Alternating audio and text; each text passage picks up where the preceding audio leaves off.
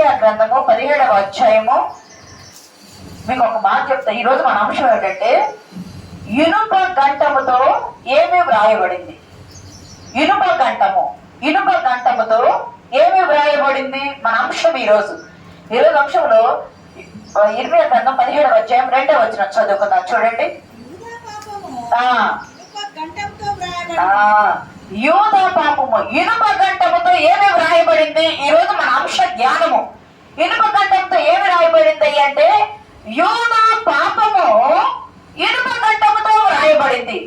గమనించండి, మనం ఇసుక మీద రాసుకునేవాళ్ళు ఏమీ లేనప్పుడు, తర్వాత పలకల మీద రాసుకున్నారు, బండల మీద ఏది శుద్ధంతో లేకపోతే బొగ్గుతో రాసుకునేవాళ్ళు, పేపర్ మీద రాసుకున్నారు, తర్వాత చర్మం మీద రాసుకున్నారు, పేపర్ చుట్టల మీద రాసుకున్నారు, మట్టి పలకల మీద. అంటే మట్టి పలకలు అంటే మనం రాసుకున్న స్లేట్ కాదు. వెనకటి కాలంలో ఏం చేసేవాళ్ళు అంటే మట్టిని ముద్దలుగా చేసి దాన్ని పలకలుగా చేసి తడి మట్టి మీద పుల్లతో కుంచుతో రాసేవాళ్ళు. మట్టి పలకల మీద యూనిఫామ్ లిపులు అంటారు కదా, వాటి మీద రాసేవాళ్ళు. తర్వాత రాగి చుట్టల మీద, రాగి పల్చటి ప్లేట్స్ లాంటి రాగి దాని మీద రాసుకునేవాళ్ళు. ఇవన్నీ పోతానే ఉన్నాయి కదా. పేపర్ చిరిగిపోయింది, చర్మము పేపర్ చీకిపోతుంది. రాళ్ళ మీద రాస్తే వేలితో దేవుడు రాసిస్తే పగిలిపోయింది కదా, మరి నేల మీద రాస్తే చెరిగిపోతుంది కదా. ఇవన్నీ జరిగిపోతాయి. కానీ యూదా పాపము దేవుడు అంటాడు ఇనుప గంటముతో నేను రాస్తాను అంటున్నాడు. ఇర్మియా ద్వారా చెప్తున్నాడు. ఇనుప గంటము లేదా వజ్రపు మన అంటే చెక్కుముక్కి రాయి అంటారు. గమనించండి, ఇనుప గంటము అంటే కఠినమైన శిలల మీద, పెద్ద పెద్ద శిలలు ఉంటాయి కదా, కొండలు లాంటి శిలలు ఉంటాయి కదా, ఆ శిలల మీద ఇనుముతో పోగరు లేకపోతే ఉలి లాంటి దానితో చిన్న మొన ఉంది, దానితో రాస్తారు. అది కఠినమైనది. కఠినమైన హృదయానికి, కఠినమైన జీవితానికి, కఠినమైన కుటుంబానికి, మార్పు లేని జీవితానికి, పగిలిపోకుండా స్థిరంగా ఉండేదానికి ఇనుప గంటముతో రాస్తారు. అది సన్నగా పోగరులాగా ఉండి ముందు గుండువల ములుకులుకులాగా ఉండి దానితో రాస్తారు. చెక్కినట్టుగా రాయబడింది. వజ్రపు మొన అంటే చెక్కుముక్కి రాతి వలె రాస్తారు. ఎందుకు రాస్తారు అంత కఠినమైన వాటి మీద? కఠినానికి గుర్తు, గట్టితనానికి గుర్తు, బండవారిన తనానికి గుర్తు. వాటి మీద ఎందుకు రాస్తారు అంటే చెరిగిపోకుండా ఉండటానికి, అది ఎప్పుడు నశించకుండా నిలవబడి ఉండటానికి. ఆ బండ ఆ శిల పగిలిపోవచ్చేమని రాయబడిన అక్షరాలు పగిలిపోవు. యోబు గ్రంథం 19:24 ఒక మాట చూడండి.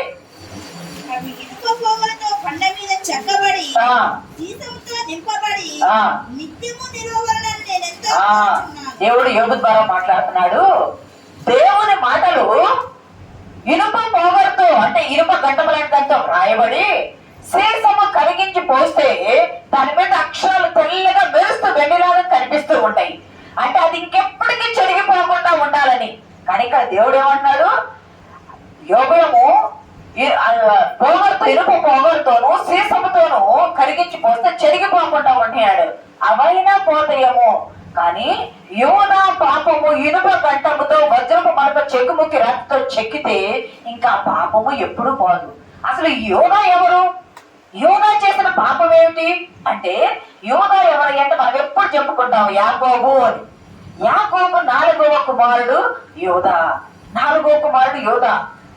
తమ్ముడైన యేసేపు చనిపోయాడో తెలియదు, అమ్మివేయబడ్డాడో తెలియని స్థితిలో తండ్రి ఏడుస్తూ దుఃఖపడతా ఉంటే ఈ యూదా ఇంటి నుండి వెళ్ళిపోతాడు, ఇల్లు విడిచి వెళ్ళిపోతాడు. తండ్రి దుఃఖంలో ఉన్నాడు. దుఃఖపడ్డప్పుడు ఆదరించడం ఆపేసి అక్కడి నుండి వెళ్ళిపోతాడు. బహుశా పండితుల అభిప్రాయం అంటారు, తోడబుట్టిన అన్నదమ్ములు యేసేపును అమ్మివేశారు. అది తండ్రికి నిజం చెప్పలేకపోతున్నాడు. అమ్మివేశాడనే నిజము తన హృదయంలో ఉంది. అది తెలుసు. అది తండ్రికి చెప్పలేడు. తండ్రికి చనిపోయాడని చెప్పారు. ఆ నిజము చెప్పలేడు. తండ్రి దుఃఖాన్ని చూడలేడు. ఇల్లు విడిచి వెళ్ళిపోయాడు యోధా. వెళ్ళిపోయి ఎక్కడికి వెళ్ళాడంటే అదుల్లామయని యొక్క ఒక వ్యక్తి ఒక ప్రాంతానికి వెళ్ళి అదుల్లామయని ఒక కుమార్తెను వివాహం చేసుకుంటాడు. అంటే కనానీయులు. ఈ కనానీయులు ఎవరు? శపించబడిన వారిని ఇంతకు ముందు వాక్యాల్లో చెప్పారు. కనానీయులు శపించబడిన వారు. శపించబడిన వారి వంశములో ఉన్న ఒక స్త్రీని యోదా వివాహం చేసుకుంటాడు. యోదా చేసిన పాపం ఏమిటంటే మీకు గుర్తుందా?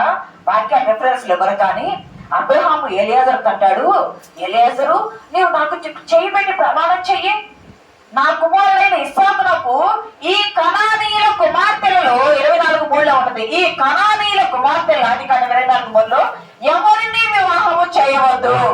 ఈ కనానీయుల కుమార్తెల్లో నా కుమారునికి ఎవరు కూడా వివాహము చేయవద్దు అంటే ఇక్కడ అబ్రహాము మాట తీసుకున్నారు తన పనివాడైన ఎలియాజరుతో, నేను నివసిస్తున్న ప్రాంతం అన్య ప్రాంతము, ఈ ప్రాంతం దేవుడు నాకు ఇస్తానన్నాడు, ఇస్తానన్న దేశంలో నేను ఉంటున్నాను. ఇక్కడ ఈ ప్రాంతంలో ఉన్న స్త్రీలను నా కుమారునికి నీవు వివాహము చేయవద్దు అంటే ఇది నిబంధన. ఇక్కడ గమనించినట్లయితే ఈ యోదా నిబంధన కుటుంబంలో ఉన్నాడు. అబ్రహాముతో దేవుడు నిబంధన చేశాడు కదా, నిబంధన కుటుంబంలో ఉండి వివాహ సాంప్రదాయాన్ని వ్యతిరేకించాడు.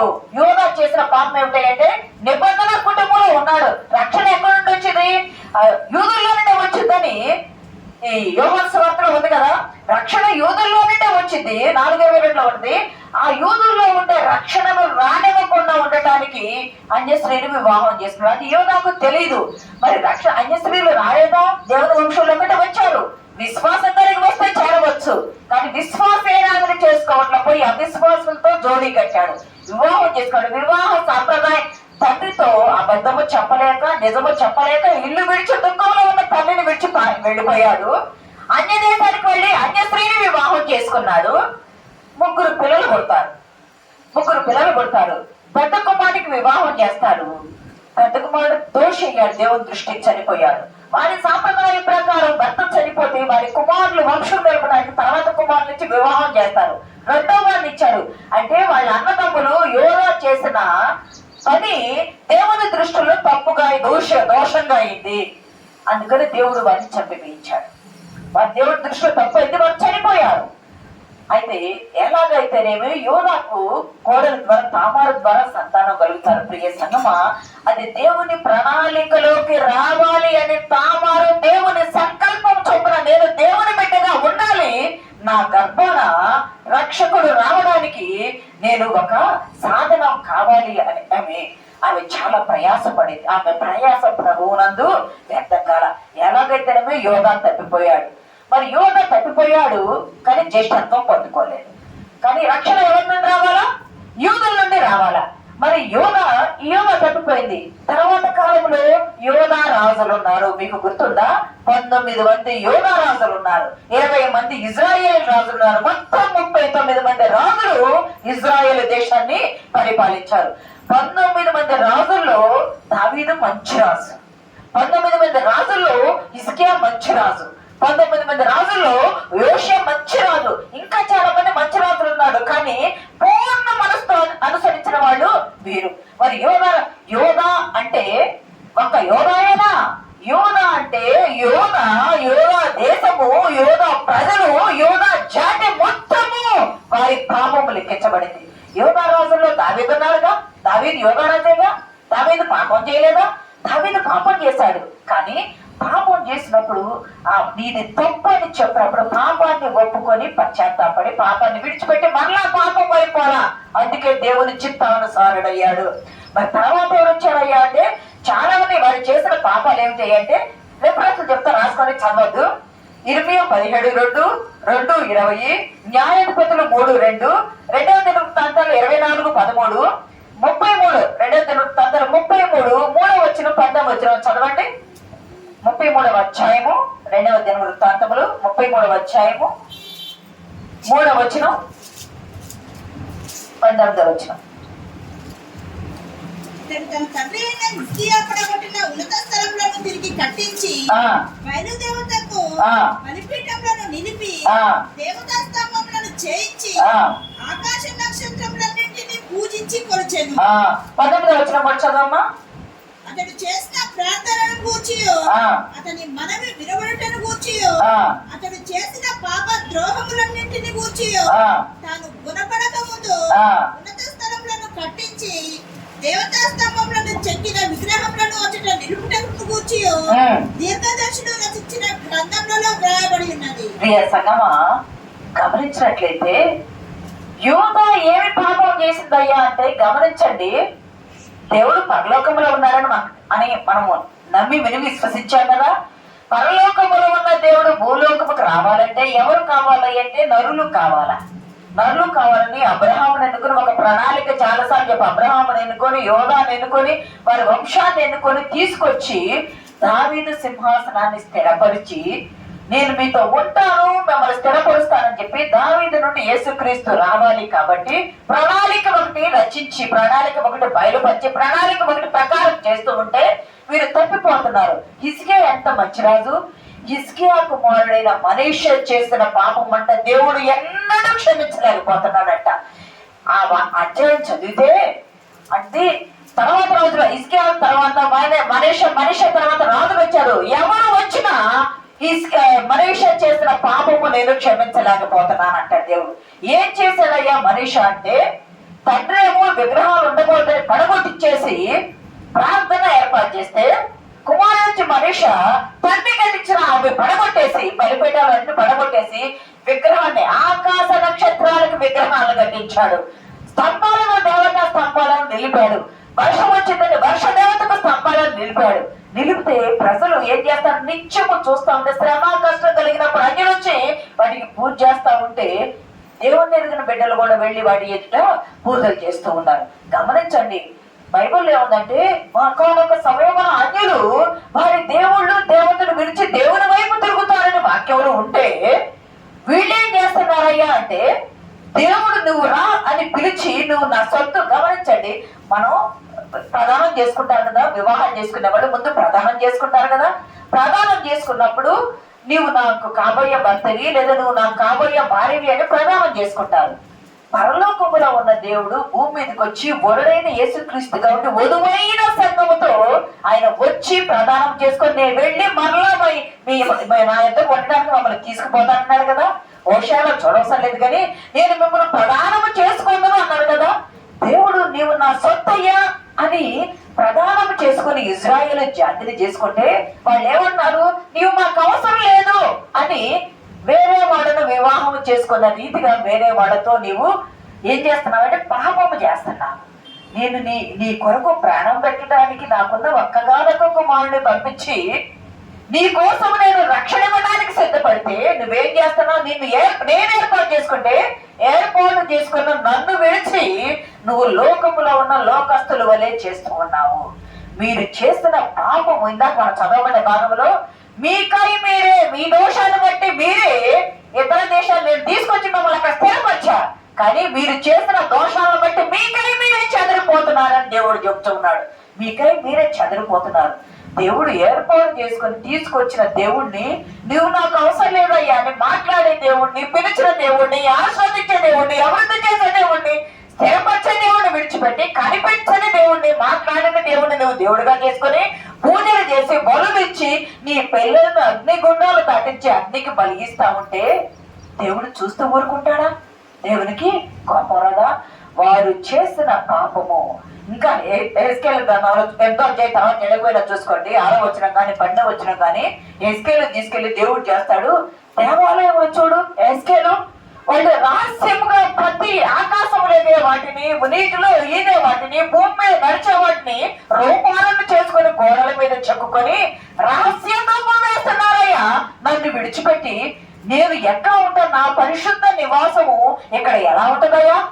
నా బలిపీఠం ఎదుట అక్కడ వీడు చేస్తా ఉంటే నేను అక్కడ ఉండకుండా నేను వెళ్ళిపోతున్నాను ఎస్కేలు అని దేవుడు చెబుతూ ఉన్నాడు. ప్రియ సంగమా, గోడ మీద పెట్టిన నీ ఇంటిలో నువ్వు గుడి కట్టి దాన్ని తీసివేయవచ్చు. నీ ఇంటి గుండులో విగ్రహాలు పెట్టి తీసివేయవచ్చు. నీ ఇంటి గోడ మీద విగ్రహాలు పెట్టి తీసివేయవచ్చు. కానీ నీ హృదయం అనే పలక మీద నీవు విగ్రహాన్ని ఇనుప గంటముతో చెక్కుకుంటే దాన్ని ఎవరు తీస్తారు? ఎలా తీస్తారు? తీసేవాళ్ళు ఎవరు? దేవుడు అన్నాడు, మీ హృదయం ఎలా ఉండాలయ్యా? అసలు పౌలు గారు చెప్తారు, చూడవసలేదు కానీ మెత్తని హృదయంలో మెత్తని జీవవాక్యాన్ని రాయాలి. హృదయం అనే పలక మీద జీవవాక్యాన్ని రాయాలి. కానీ హృదయం అనే పలక మీద మీరు ఇనుప గంటముతో విగ్రహాలను నిలుపుకున్నారయ్యా. మీ పాపము రాయబడి ఉంది, నేను మిమ్మల్ని ఎలా క్షమిస్తాను అని అంటే ప్రజలు తప్పిపోయారు. కానీ ఎప్పుడైనా తప్పు తెలుసుకొని తిరిగి వస్తారేమో అని దేవుడు ఎదురు చూస్తూ ఉన్నాడు. ఎప్పుడైనా తిరిగి వస్తారేమో. ప్రియ సంగమా, దేవుని బిడ్డలారా, ఆ రోజు యోధా వారి పాపమే కాదు, ఈ రోజు మన పాపము కూడా దేవుడు ఒకవేళ ఇనుప గంటముతో లిఖించే ఏమన్నా ఉన్నాయేమో మనల్ని మనం పరిశీలన చేసుకోవాలా. దేవుడు వారి కొరకు దిగి వచ్చి ఇనుప గంటముతో రాయబడింది దేనితో కూడా చెరిగిపోదు. గుర్తుపెట్టుకోవాలా, ఇనుప గంటముతో రాయబడింది దేనితో కూడా చెరిగిపోదు, కానీ పక్క దానితో చెరిగిపోయింది. మొదటి అంశం ఏమిటంటే యోగ అంటే స్తుతించవలసిన వారు స్తుతించకుండా పాపంలో పడిపోయారు.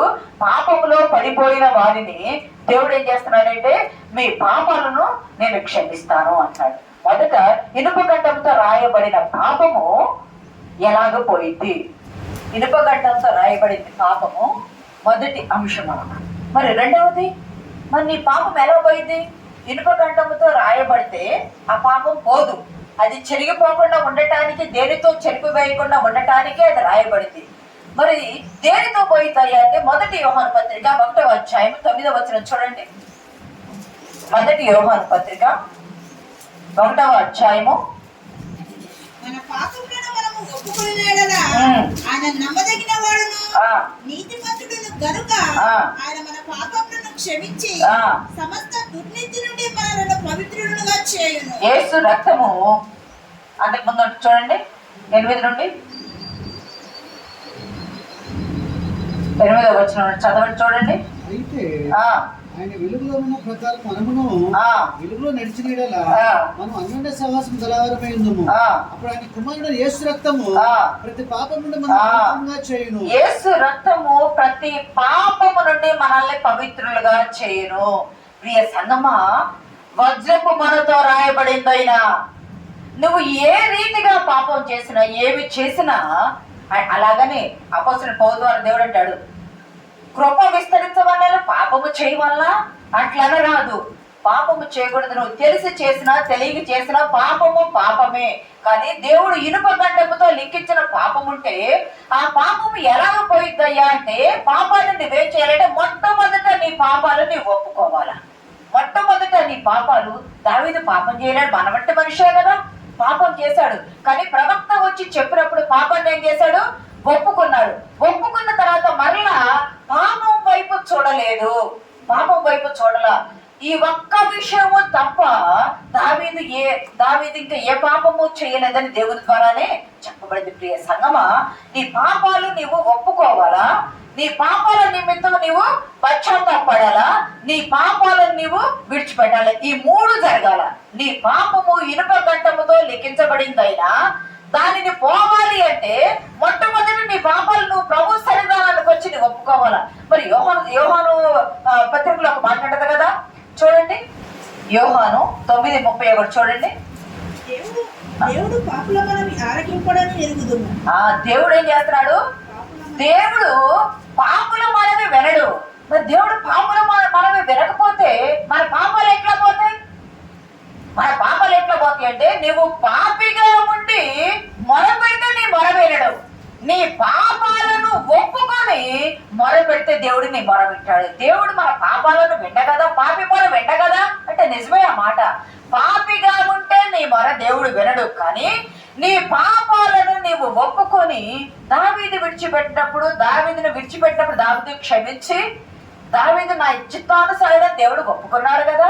అతిక్రమం 28లో ఉంటది కదా, సామెతల గ్రంథం 28:13, అతిక్రమములు దాచిపెట్టువాడు వర్ధిల్లడు, కానీ వాటిని ఒప్పుకొని విడిచిపెట్టువాడు కనికరం పొందును. ఇందాక మనం చదివిన 32 సంకీర్తన 32లో కూడా ఒక మాట ఉంటుంది. మొదటి మాట, తన అతిక్రమములకు పరిహారం పొందిన తన పాపములకు ప్రాయశ్చిత్తం పొందినవాడు ధన్యుడు. ఎవడయ్యా ధన్యుడు అంటే, పాపాలు ఒప్పుకొని విడిచిపెట్టినవాడు కనికరం పొందేవాడు. ఎవడయ్యా ధన్యుడు అంటే, తన అతిక్రమాలకు పరిహారము నొందినవాడు ధన్యుడు. ఇనుప గంటముతో నీ పాపము వ్రాయబడ్డా నువ్వు ప్రభు పాదాల దగ్గరకు వచ్చి, అయ్యా నేను పాపనని సుంకరి ఒప్పుకుంటే సుంకరి ప్రార్థన దేవుడు అంగీకరించాడు కదా. సుంకరి ప్రార్థన అంగీకరించిన దేవుడు సిలువలో దొంగ, అయ్యా నేను పాపిని, నన్ను జ్ఞాపకం చేసుకొని మొరపెట్టినప్పుడు దొంగ దొంగ ప్రార్థన ఆలకించాడు కదా, పాపిని ఒప్పుకున్న తర్వాతే దేవుడు ఆలకించింది. ఈ రోజు నీవు అయ్యా నేను పాపిని, నా పాపములు క్షమించయ్యా అని నీవు హృదయపూర్వకంగా నీ పాపాలను కన్నీరు విడిచి ప్రభు దగ్గర ఒప్పుకుంటే, ఇనుప గడ్డముతో రాయబడిన వజ్రపు మనతో రాయబడిన నీ పాపాలను దేవుడు క్షమిస్తానంటాడు. నీ పాపాలు క్షమించడానికే కదా తన అమూల్యమైన ప్రాణం పెట్టింది. నీ పాపాలు క్షమించడానికే కదా ఆయన మేకులతో పట్టబడింది. నీ పాపాలు క్షమించడానికే కదా తన చివరి రక్తపు బొట్టు వరకు సిలువలో భూమి ఆకాశానికి మధ్య ధారబోసింది. నీ పాపాలు క్షమించడానికే కదా పరలోకాన్ని విడిచింది. అటువంటి ప్రభువు త్యాగాన్ని వ్యర్థం చేస్తూ నువ్వు ప్రభువుని నీ పాపాలు ఒప్పుకోకపోతే నీ పాపాలు భద్రపు మనతో లిఖించబడే ఉంటాయి. నువ్వు చనిపోయి నిత్య నరకానికి వెళ్లే వరకు కూడా నువ్వు నరకానికి వెళ్లకుండా భూమి మీద ఉన్నప్పుడే పరలోకం చేరే మార్గం ఏమిటాయంటే నీ పాపాలు నీవు ఒప్పుకోవాలా. దావీదు అంటాడయ్యా నా పాపము పరిహరింపము, హిస్సోపుతో నన్ను కడుగుము, హిమము కంటే నన్ను తెల్లగా చేయము, నీ పరిశుద్ధాత్మ నాకు అయ్యా దూరం చేయదని 51 కీర్తనలు అంటాడు కదా. నువ్వు హృదయపూర్వకంగా అడిగితే మీకు గుర్తుందా, యోధా ఇస్కరియోతు ఉన్నాడు కదా. యోధా ఇస్కరియోతు యూదుడేగా, శిష్యులు అందరిలో కల్లా యోధా అతనే కదా. ఆ యోధా ఇస్కరియోతు దేవుడు పిలిస్తే వచ్చాడు. యోహాను సువార్త అంటే నా తండ్రి ఆకర్షించితేనే కానీ ఎవడైనా నా ఎద్దకు రాలేదని 17-12 అంటారు. నా తండ్రి ఎవరినైనా ఆకర్షించాలా, ఆకర్షించితేనే వాడు నా ఎద్దకు వస్తాడు. నా తండ్రి ఆకర్షించకపోతే రాదంటే మరి తండ్రి ఆకర్షించకుండానే వచ్చాడా? యేసుక్రీస్తు ప్రభువు ఎద్దకు రాడు కదా, వచ్చాడు కానీ హృదయంలో నిలుపుకోలేదు.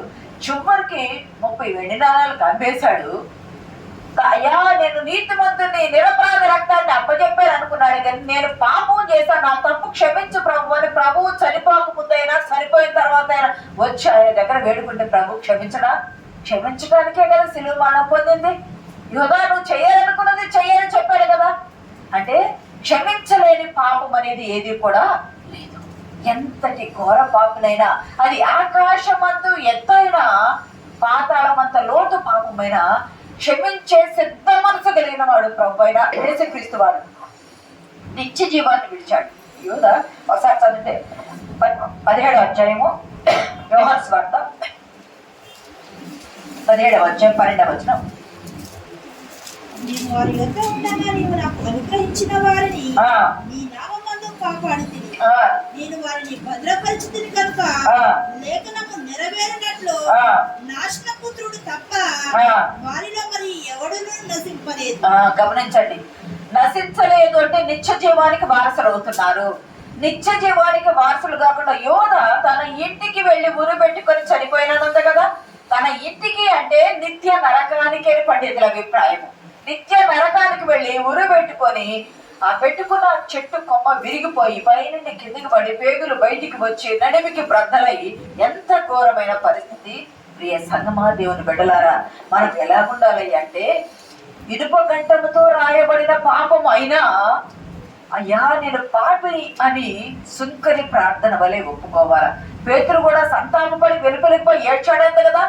పేతురు సంతాపపడి వెలుపలికి పోయి ఏడిస్తే పేతురుని అంగీకరించాడు కదా. పౌలు కూడా అయ్యా నేను పాపంలో ప్రధాన పాపిని అని ఒప్పుకున్నాడు కదా, పౌలుని అంగీకరించాడు కదా. దావీదు కూడా నేను పాపిని అయ్యాను ఒప్పుకున్నాడు కదా, దావీదుని అంగీకరించాడు కదా. ఈ రోజు నువ్వు నీ పాపాన్ని ఒప్పుకుంటే వారిని అంగీకరించింది ఆ దేవుడే. ఈ రోజు నిన్ను అంగీకరించడానికి సిద్ధపడేది కూడా ఆ దేవుడే. సాతాను ఏం చేస్తుందంటే నువ్వు ఏదైనా ఒక పాపం చేస్తే పొద్దుకూకులు నీకు ఆ పాపాన్ని ఎప్పుడు ఇక ప్రతస్తమానం ఆ పాపాన్ని జ్ఞాపకం చేస్తా ఉందయ్యా నేను ఈ పాపం చేశాను కదని నిరాశ నిస్పృహ అనే వల నీ మీద వేసి గాలం నీ మీద వేసి నిన్ను గురిలోకి లాగుతూ ఉంటది. యోధా ఒప్పుకొని విడిచిపెట్టినట్టయితే రక్షించబడేవాడు. ఒప్పుకోకుండా పశ్చాత్తాపడకుండా ఉండటం వల్ల ఉరి పెట్టుకొని చనిపోయాడు. ప్రియ సంగమా గమనించండి, నువ్వు ఎంతటి పాపివైనా పాపి మనవి దేవుడు వినడం నిజమే, కానీ పాపాన్ని ఒప్పుకొని అడిగితే దేవుడు వింటాడు. పాపాన్ని ఒప్పుకొని పశ్చాత్తాపడితే దేవుడు వింటాడు. పాపాన్ని ఒప్పుకొని విడిచిపెడితే దేవుడు వింటాడు. నువ్వు విడిచిపెట్టి దేవుని ఎందుకు రావాలంది ఎస్కేల గ్రంథంలో చూడవలసిన దుష్టుడు దోషంలో నుండి మరణించడం నాకు ఇష్టమా? ఇష్టం కాదు. వాడు నీతిమంతులుగా మరలి నా ఎదుకు వచ్చడం నాకు ఇష్టం అంటున్నాడు.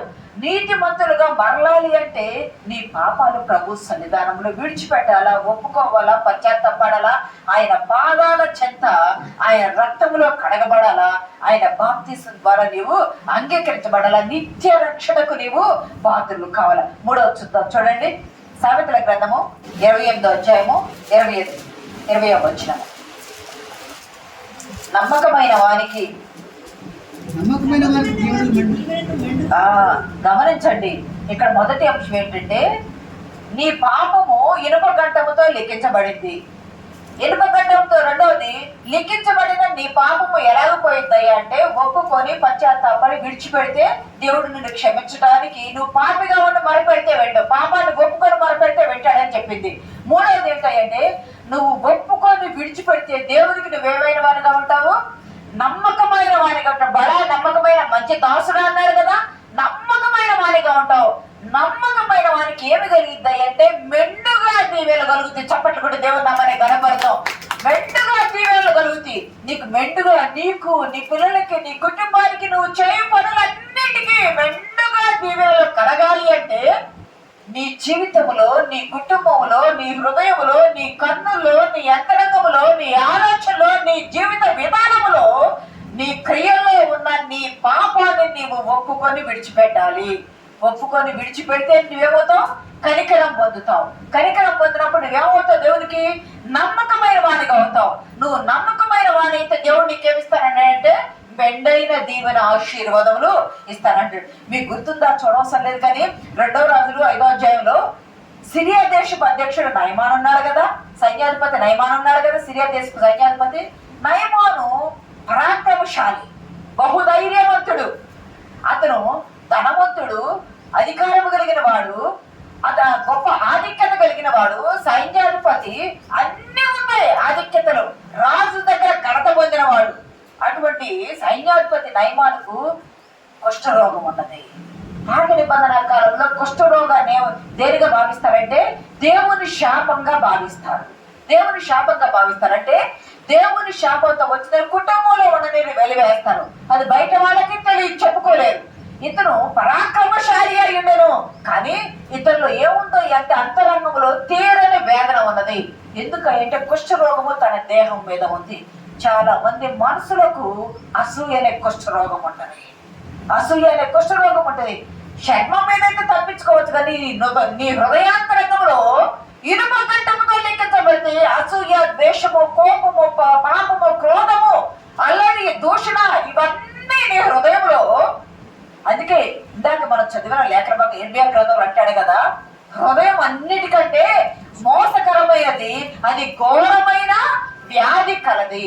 హృదయము మోసకరమైంది. ఎందుకని అంటే పైకి చుట్టానికి సుందరంగా కనిపించి అంతరంగంలో కపటంతో నింపబడి ఉంటే, యూదా ఇస్కరియోతు మనసు వలే ఉంటే, ప్రియ సంగమా, మన పాపము లిఖించబడే ఉంటుంది కదా, అది చెరిగివేది కదా. మరి ఇనుప గడ్డంతో లిఖించబడిన నీ పాపము యేసు రక్తము ఒక్కటే కడిగి శుద్ధి చేయగలరు. చప్పటి దేవుడు మన గడపడతాం. నీ పాపము క్షమించబడాలంటే యేసు రక్తము ప్రతి పాపాన్ని కడిగింది, ప్రతి పాపాన్ని శుద్ధి చేసింది, క్షమించింది. యేసు రక్తం తప్ప ఏమి కూడా నీ పాపాన్ని కడగలేదు. ఈ సైన్యాధిపతి తన రోగంతో ఉన్నాడంటే ఆయన రోగం పోవడానికి 2 కారకులయ్యారు. యోధా బానిస పిల్ల, తన పనివాడు.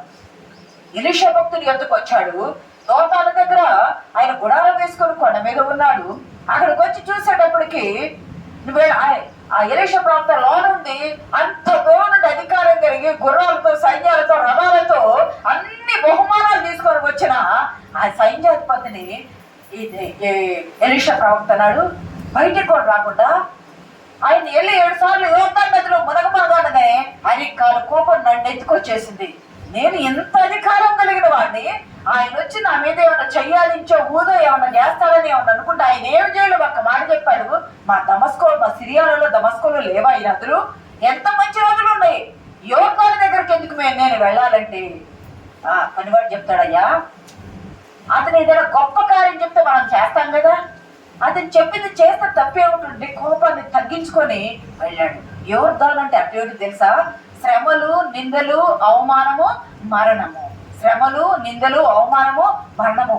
అతను హృదయంలో శ్రమ పడుతున్నాడు, ప్రజల్లో అవమాన పడుతున్నాడు. ఎంత శ్రమలు వస్తున్నాయి, నిందలు వస్తున్నాయి. ఇతర కుష్ఠరోగి ఇతను ఎక్కడ ఎన్నుకుంటామని నిందలు వస్తున్నాయి, అవమానము హీనంగా చూస్తూ ఉన్నారు. ప్రియ సంగమా, దేవుని బిడ్డలారా, హీనంగా చూస్తూ ఉన్నారు. అంతేకాదు మరణానికి మరణించాలనే స్థితి కలిగి ఉంటున్నాడు నయమాను. అటువంటి స్థితిలో ఇద్దరు సహాయకారులయ్యారు. అక్కడికి వెళ్ళి యోర్దాను నదిలో మునగగా 7 మార్లు పసుపిల్ల దేహం వలె ఆయన నిందలు పోయింది, ఆయన అవమానం పోయింది, ఆయన శ్రమలు పోయింది, ఆయన మరణస్థితి పోయి మంచివారిగా పసుపిల్ల దేహం వలె అయితే ఎంత సంతోషపడ్డాడు. మళ్ళీ వెంటనే తిరిగి వచ్చి నీకు బహుమానం ఇస్తానంటే ఏ వెండి కానీ, బంగారం కానీ, దుస్తులు కానీ, ఏ గుర్ర రథాలు కానీ ఏమీ కూడా తీసుకోలేదు. యేసుక్రీస్తు ప్రభు వారికి ఎలీషా ఆయన మాదిరిని మనకు చూపిస్తాడు. యేసుక్రీస్తు ప్రభు వారు ఇలా ఉంటారని మాదిరిని మనకు చూపిస్తున్నాడు. యెహోవా నా రక్షణ. ఎలీషా అంటే కదా యెహోవాయే నా రక్షణ అనే మాట. రక్షణ, యేసు అంటే రక్షకుడు కదా.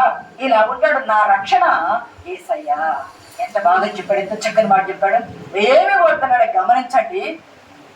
అతను వెళ్ళిపోతూ ఉంటే ఆశించి పరిగెత్తినటువంటి గెహాజీ పనివాడు కదా. ఎలీషా వెళ్ళమన్నాడా? వెళ్ళమలే. ఎలీషా వెళ్ళమనలేదు. అక్కడ పనివాడు ప్రవక్త శిష్యుడిగా ఉన్నాడు.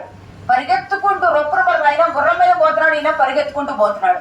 వెళ్ళి ఎవరో వస్తున్నాడని గమనించి ఆగితే, ప్రియ సంగమా దేవుని వెళ్ళారా, ఆగితే ఇద్దరు ప్రక్క ప్రాంతం నుండి ఇద్దరు వచ్చారు, మనుషులు వచ్చారు. వారికి ఏం కావాలా? దుస్తులు కావాలా, వెండి కావాలని ప్రవక్త పంపించాడు. మనుషులు రాలేదు, అబద్ధం చెప్పాడు. ప్రవక్త పంపించాడని చెప్పాడు. అవి ఆశించి తీసుకొని పోయాడు. గమనించండి, అక్కడికి వచ్చి పోగొట్టుకోవాలి, స్వస్థత పొందాలి అని దేవుని యొద్దకు వచ్చిన నయమాను రోగం పోగొట్టుకున్నాడు, స్వస్థత పొందుకున్నాడు. అతని హృదయంలో సమాధానము, సంతోషంగా వెళ్ళాడు, సాక్షిగా వెళ్ళాడు. కానీ దేవుని దగ్గరే ఉన్నాడు, దేవుని హృదయంలో పెట్టుకోవాలా.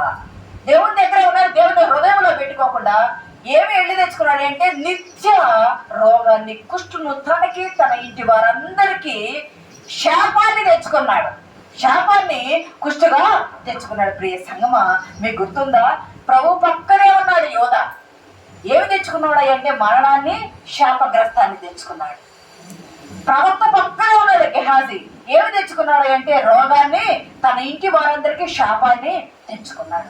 మనం ఎలా ఉండాలి అంటే దేవుని సన్నిధానంలోనే ఉంటాము, కానీ దేవుని బిడ్డలుగా, దేవుడు అంగీకరించే బిడ్డలుగా ఉన్నామో లేదో యోధ ఇస్కరియోతుని బట్టి, గెహాజీని బట్టి మనము చూసుకోవాలి. మీకు గుర్తుందా? ఇంకొక అతను ఆకాను కూడా గుంపులోనే ఉన్నాడు, కానీ పాపకరమైంది, శాపకరమైంది తీసుకొని గుడారంలో దాచుకొని అతను భార్య పిల్లల కుటుంబం అంతా చనిపోయారు. ప్రియ సంగమా, శాపం కొరకు పరిగెత్తుతున్నాడు ఎవరో గెహాజీ. శాపం కొరకు పరిగెత్తాడు, రోగం కొరకు పరిగెత్తాడు. అతను మాత్రం రథాలు, గుర్రాలు వేసుకొని స్వస్థత కొరకు వచ్చాడు. నువ్వు ఎలా ఉండాలి అంటే దేవునికి ఆ నయమాన్ అంటాడయ్యా, నా రాజు, నా ఏలినవాడు ఆయన గుడికి వెళ్ళినప్పుడు నేను నా భుజం మీద ఆనుకొని ఆయన కూర్చుంటాడు. అది విగ్రహారాధన కదా. అక్కడికి వెళ్ళి కూర్చుంటాడు. నేనేమి చెయ్యాలయ్యా? అది చేయకూడదని తాను ఏమి చెయ్యాలో ఏమి చెయ్యకూడదో కూడా ప్రవక్త యొక్క సలహా తీసుకొని వెళ్ళి ఒక సాక్షిగా వెళ్ళాడు. ప్రియ సంగమా, దేవుని బిడ్డలారా, ఒక సాక్షిగా వెళ్ళాడు. నమ్మకమైన వారికి ఏమొస్తాయి? ఆరోగ్యం వచ్చింది. నమ్మకమైన వారికి ఏమొస్తాయి? దీవెనలు మెండుగా వస్తాయి. దావీదు నమ్మకంగా ఉంటే రాలేదా? పేతురు నమ్మకంగా ఉంటే పరలోకపు తడపచెవులు దావీదులకు రాలేదా? పౌలు నమ్మకంగా ఉంటే where there is no Paul, where there is no church, పౌలు లేకపోతే సంఘము లేదు అనే పేరు ప్రపంచంలో ప్రఖ్యాతిగాంచి 3 సువార్త ప్రయాణాలు చేసి అసలు నన్ను మాదిరి చేసుకొని నడవండి, నేను క్రీస్తుని పోలి నడుచుకున్నానని చెప్పినంత పౌలు ఎంత గొప్ప సాక్షిగా ఉన్నాడు. ఈరోజు నీకు నాకు ప్రియ సంగమా, నీ పాపము ఇనుప గంటముతో రాయబడిందైనా మిక్కిలి కొంచెంలో నమ్మకంగా ఉండి నీ పాపాన్ని ఒప్పుకొని విడిచిపెట్టి పశ్చాత్తాపడి మరలా పాపపు జాడ వైపు నువ్వు వెళ్లకుండా ఉంటే నీకు, నీ కుటుంబానికి నమ్మకమైన దీవెనలు మెండుగా ఇస్తానని దేవుడు చెప్తున్నాడు. నీవు నీ సంఘానికి నమ్మకంగా, సేవకులకు నమ్మకంగా, నీ భర్తకు నమ్మకంగా, నీ భార్యకు నమ్మకంగా, నీ పిల్లలకు నమ్మకంగా, నీ తల్లిదండ్రులకు నువ్వు నమ్మకంగా నీవు జీవిస్తే, నువ్వు పనిచేయ చోట నమ్మకంగా ఉంటే మెండైన దీవెనలు నీ వెంట పరిగెత్తుతాయి. మెండైన దీవెనలు నీ వెంట పరిగెత్తుతాయి. నమ్మకత్వం లేకపోతే గెహాజీ వలె యూదవలే అవుతాం. మనం శాపము తెచ్చుకోకూడదు, పాపము మరణము గురి తెచ్చుకోకూడదు. మనం ఆశీర్వాదం తెచ్చుకోవాలా, మెండైన దీవెనలు తెచ్చుకోవాలా. నువ్వు ఎంత పాపమైనా, ఎంత పాపికైనా క్షమాపణ యేసు రక్తంలో దొరికింది. కానీ ఒక్క దానికి మాత్రం పరలోకంలో కానీ భూలోకంలో కానీ క్షమాపణ దొరకదు. అది చూడండి, ఏమిటో మత్తయి సువార్త 12వ అధ్యాయము 33-34 వచనాలు చూడండి. చెట్టు చెడ్డదని ఎంచి దాని పండును చెడ్డది అని ఎంచుడి. చెట్టు దాని పండు వలన తెలుపబడును. సర్వ సంతానమా, మీరు చెడ్డవారై ఉండి ఎలాగూ మంచి మాటలు పలకగలరు?